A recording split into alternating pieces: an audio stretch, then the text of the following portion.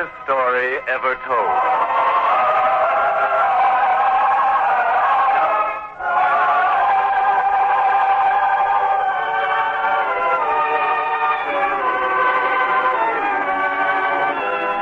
Today, we present He That Is Faithful, a drama inspired by a teaching set forth in the 16th chapter of the Gospel according to St. Luke, a teaching from the greatest life ever lived.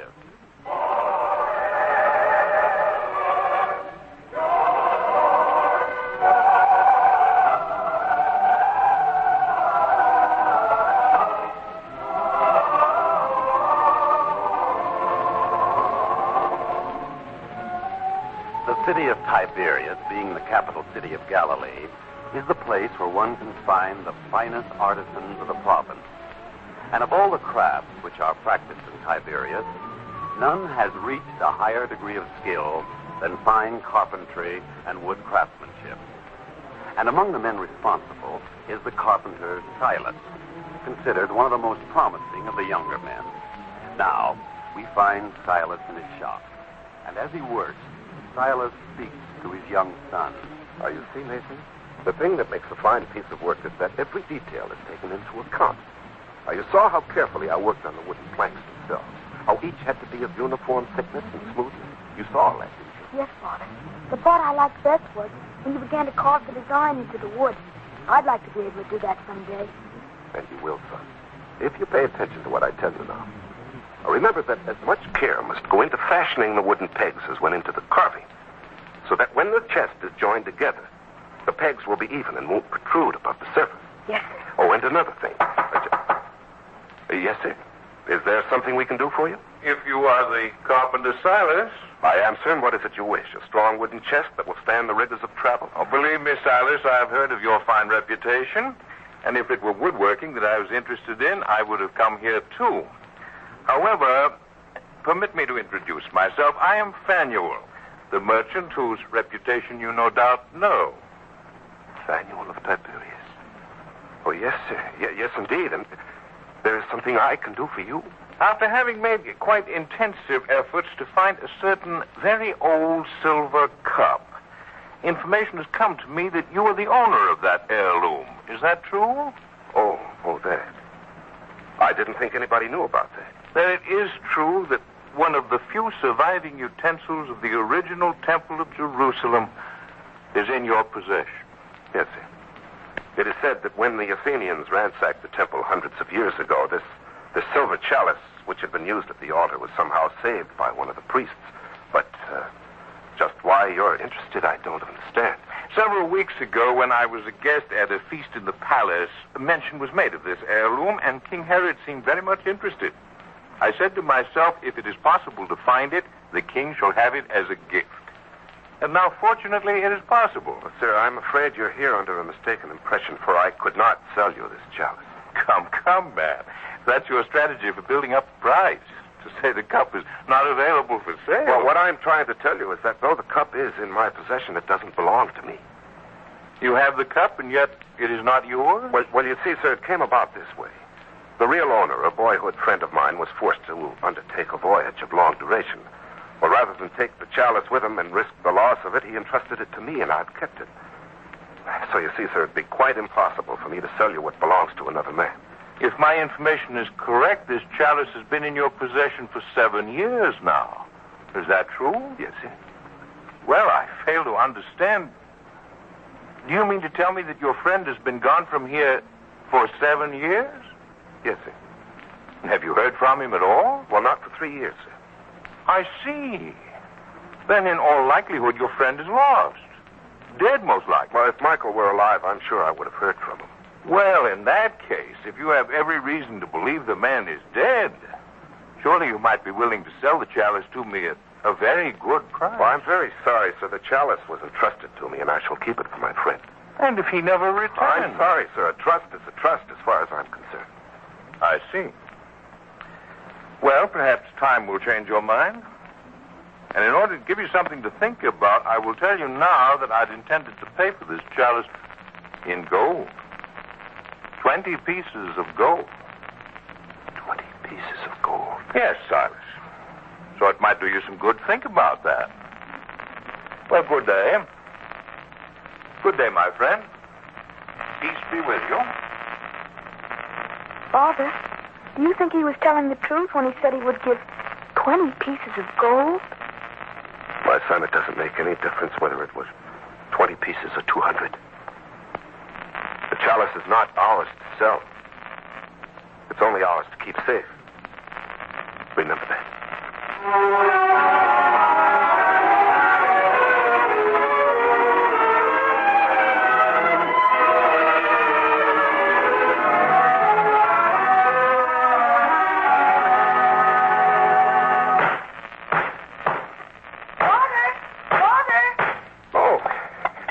Just in time, my son. I want to show you how a peg is driven into a piece of wood so the surface is completely smooth. Here, now watch. But, Father, first listen to me, please. All right, my son. Something seems to have excited you very greatly. What is it? Mother sent me. There's word that the master will be here today. The master? Well, that is something to become excited about. And Mother wishes us to return home as soon as possible, eh? So she can pack some food and we can set out at once to greet him and hear him teach. Yes, Father. And so we will, my son. Except that there's a piece of work I must finish first. But I'll work quickly, and we'll be on our way home before you know it. Yes, Father. All right, now, son, watch this. Now, the trick is to drive the peg into the wood without splitting the top. In that way, when I've rubbed some wax over it, it'll form a perfectly smooth surface. Now, watch.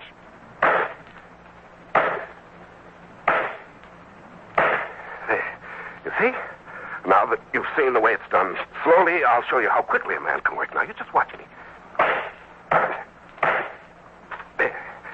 And now another one. Father, please be careful. Oh, don't worry about me, my son. In fact, just watch. Sometimes it's possible for a man to drive a peg with one stroke of a mallet. Just watch. Now. Oh. Father! It's all right. It's all right, my son. Father, look, your hand is bleeding. Get me the water bucket. Yes, Father. Here. Here, I have it. Here, Father, put your hand in this. Yes. The cold water will stop the pain. You'll see. Does it feel any better, Father? Oh, yes, Nathan. Feels much better. Now, look, there's nothing for you to worry about. But the bleeding hasn't stopped, Father. Well, I'll wrap a cloth around it, and the bleeding will stop. You'll see. There. Now, come, lad. Mother wanted us home quickly, didn't she? Well, come. We'll start home now.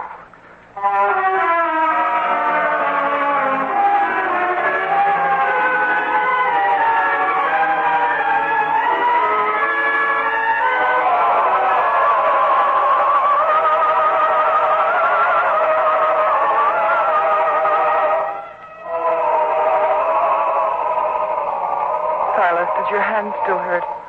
Oh, it feels a great deal better, my dear. Oh, it does hurt, I can tell. Now, please, dear.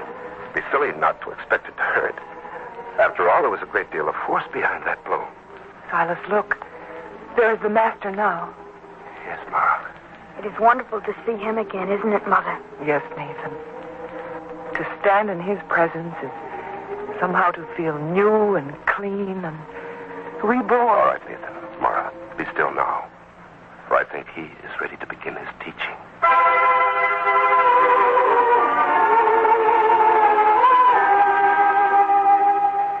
He that is faithful in that which is least is faithful also in much.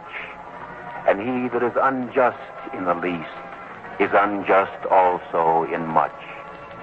And if ye have not been faithful in that which is another man's, who shall give you that which is your own?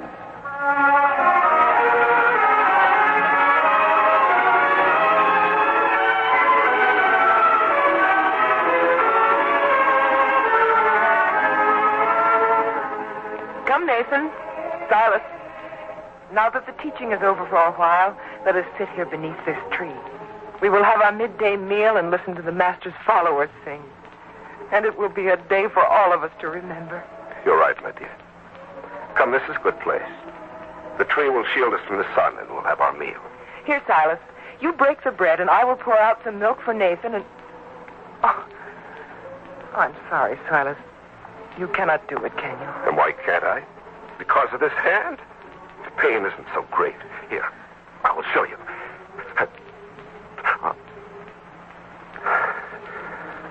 No, Mara. Perhaps you'd better break it. My hand will need a day or two to heal. Yes, dear. Of course. A day or two.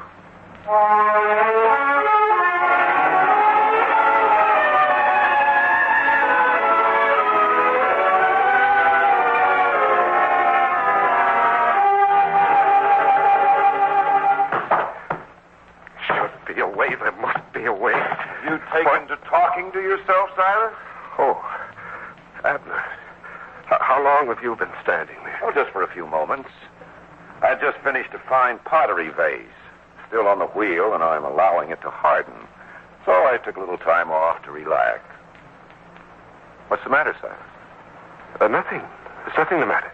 Your hand covered with a bandage. You're not able to do your work as you should, and there's nothing the matter? Oh, come now, Silas. You're talking to an old friend. Yes. Yes, Abner, it would be foolish of me to try to deceive you. I can't work. Not until my hand gets better, and it hurts. It hurts very much. Oh, surely a physician will be able to give you some herb mixture which will relieve the pain. Abner, I have been to a physician. He said something that disturbed me very much. What was it? Well, he said that usually these things healed well, that the bones knit, that the use of a hand is restored. Well, that's good news, isn't it? Not the way he said it. He said usually. As though he thought this was an unusual case. Then you think... I may not recover the use of this hand, don't you see, Abner? Don't you see what it would mean to a man like me? For my work, a man needs two good, strong hands, and if I don't have them... Well, come now, Silas. Give nature a chance to heal this hand. And instead of staying here torturing yourself with doubts and trying to do work that you know you cannot do in your present condition, go home. I can't go home. Oh, you don't want Mara to know. Well, Silas, if you must remain here in the shop, don't try to do anything that is beyond your capacity to do. It will only make you more discouraged. Now, just relax. Give the hand a chance to rest and heal. You're right, Abner. I will do that.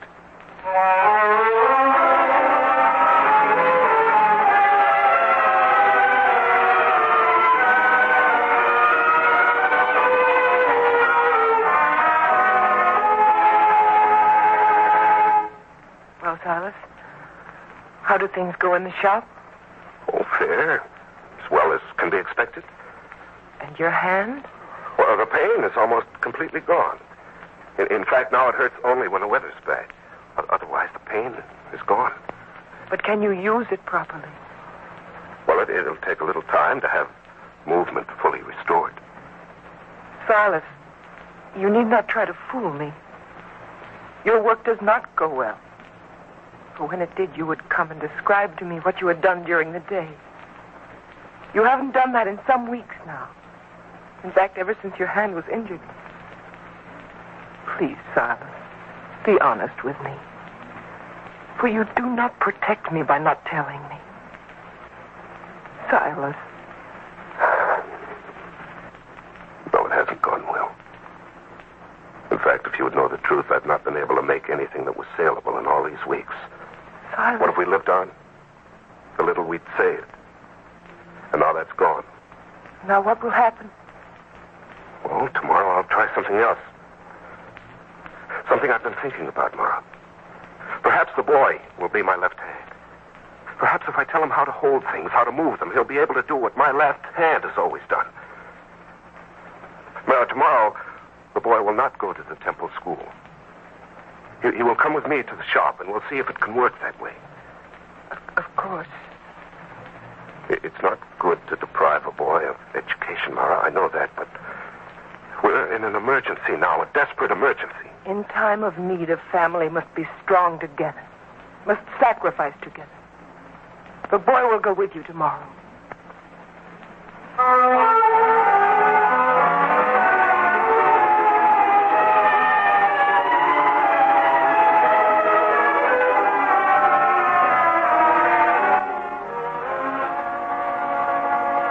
Now, Nathan, the first thing to do is plane this wood to a fine, smooth surface. Now, you've seen me do it often. Yes, sir. Now, unfortunately, I cannot use both hands. Yet it's necessary to exert a certain amount of force and pressure. So you will help me, Nathan. You and I together will move the blade across the wood. Now, like this. I put my hand here, you put yours here. Now, press down. And as I say move, we'll push it across the surface of the wood. Do you understand? Yes, sir. All right, now. Hands ready. Move. No, my son. You press down too hard. You see, the blade is cut into the wood instead of moving across to smooth it. Now, let's try again. Now, move. No, Nathan, no. Now there's too little pressure. You see, the wood is practically untouched.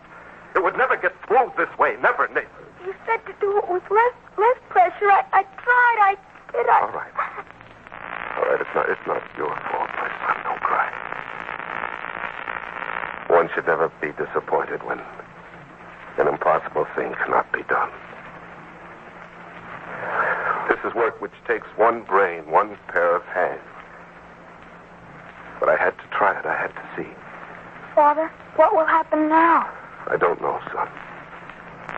But there's work a man can get that doesn't require skill. Yes, unloading goods from the backs of camels, a man can do that without any special skill. Yes, we'll get along somehow. Somehow.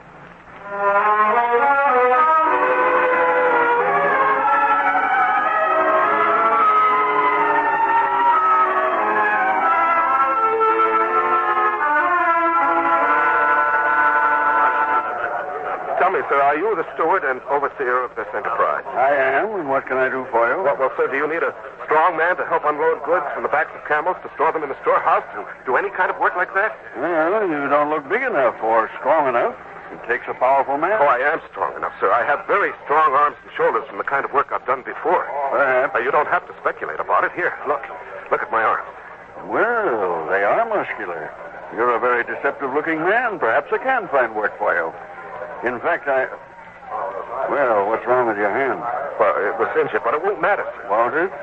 When you're carrying something on your shoulder and the weight shifts and you have to reach up and steady it with your hand, what will you do then, eh? No, I'm sorry. In this work, a man needs two good hands. I'm sorry. Yes, sir, I understand. I understand. Come on, you men. Back to work. Back to work. Gabriel. Oh, yes, sir. Yes, Faniel. Is there some change of orders, sir? No, keep the men at their work. I just wanted to ask you something. That man who was just here, what did he want? Work. Work as a hauler of goods. Are you sure? Oh, yes, sir. I spoke to him myself. Very odd. I know that man. He's a fine carpenter. One of the best in Tiberias. Why would he want work as a hauler? Because he has a bad hand, sir. His left one, injured, seems to be useless. Oh, I see. That's very interesting. I must go and call on him at once. Circumstances seem to have played into my hand.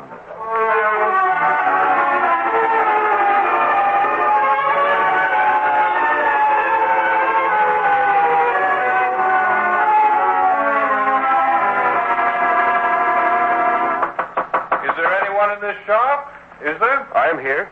What do you want? Well, Silas, perhaps you remember me. Why, no.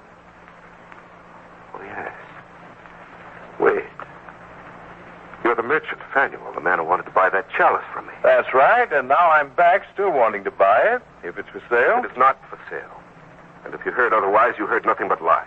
I must admit I did not hear otherwise, but I suspected that what was not available before is available now. Considering things? Considering what?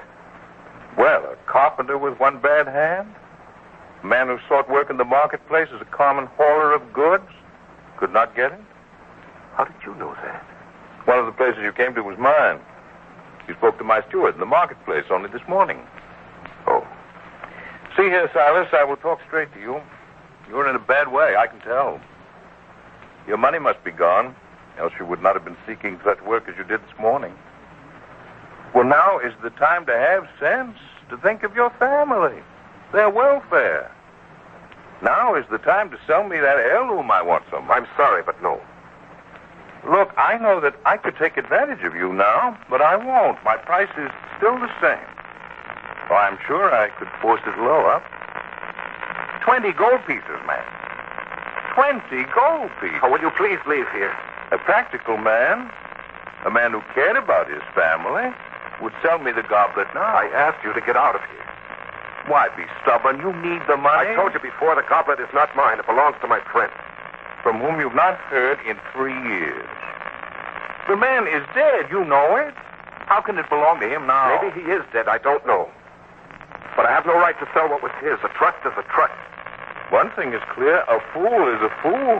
There's no doubt about that. I should be angry with such exaggerated loyalty. But I will not leave here without saying this. The price remains the same today. But tomorrow it goes lower. And each day thereafter. The sooner you make up your mind, the better for you. Remember that when the food is scarce in the house, when each day that comes is worse than the one that went before, just remember that the price goes down each day.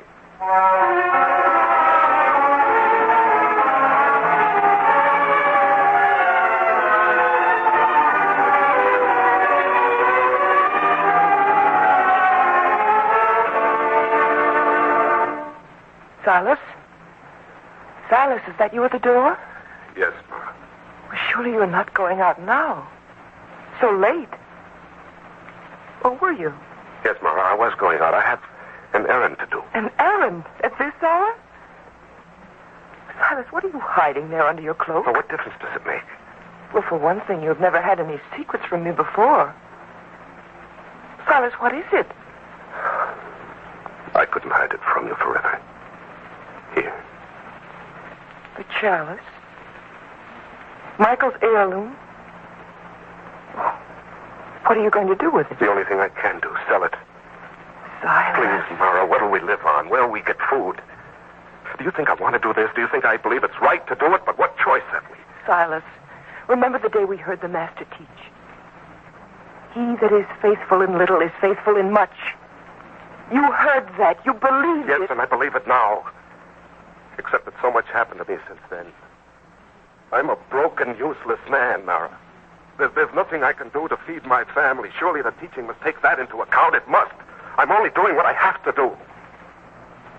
If that's the way you feel, Silas, I cannot stop you. Then let me go. Let me get this over with.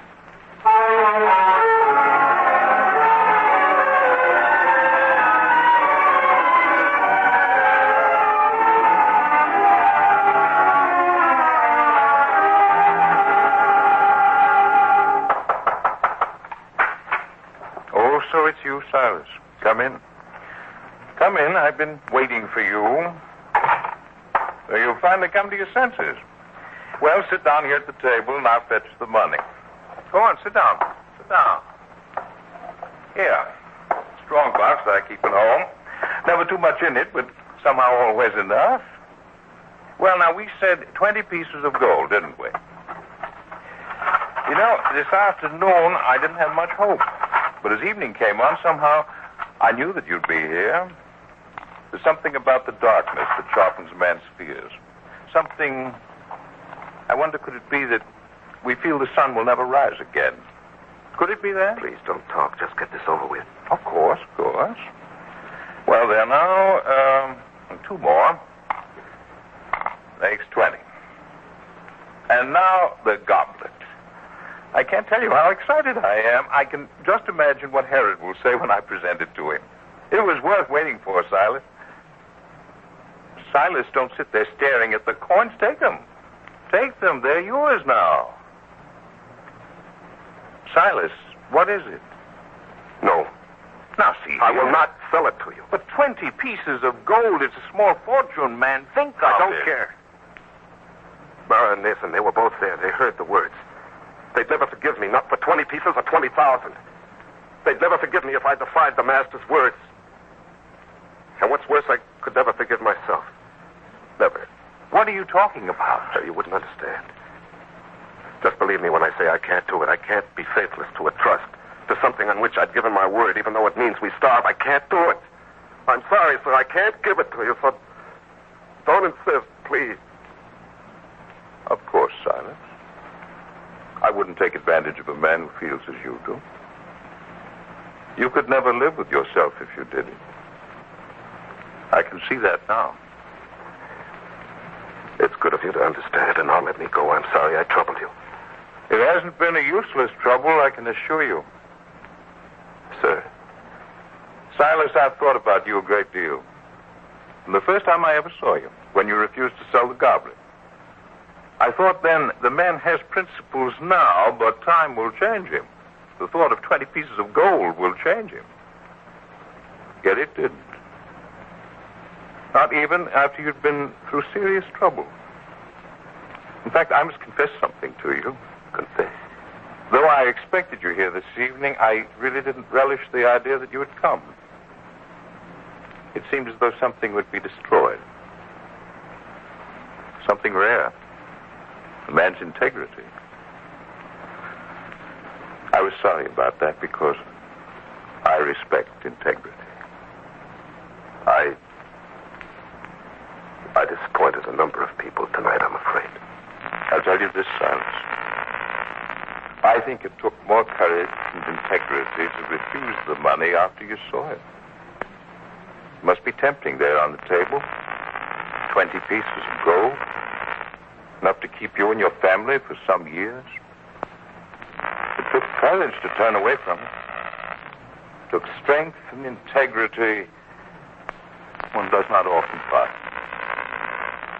And having found it, a man would be a fool to allow it to go unused and unrewarded. Sir? A man I could trust completely would be very valuable to me in my business, Silas. I'm afraid I'm not fit for much. If your hand is defective, surely your honesty is perfect. And the kind of work I have in mind for you does not require the use of your hands. You will assist me. You will be trusted with the details and secrets of my business, as only I know them. A position of such importance for me, sir. You cannot know what it means to find useful, important work to do again, sir. And you cannot know what it means to find a thoroughly honest and trustworthy man. But a man who could not be tempted under these circumstances will never yield to evil. And he is worthy of trust in important matters. Believe me. Why, that's what the Master said. He that is faithful in that which is least is faithful also in much. And he that is faithful in that which is least will be entrusted with much. For of all a man's possessions, his integrity is the most important.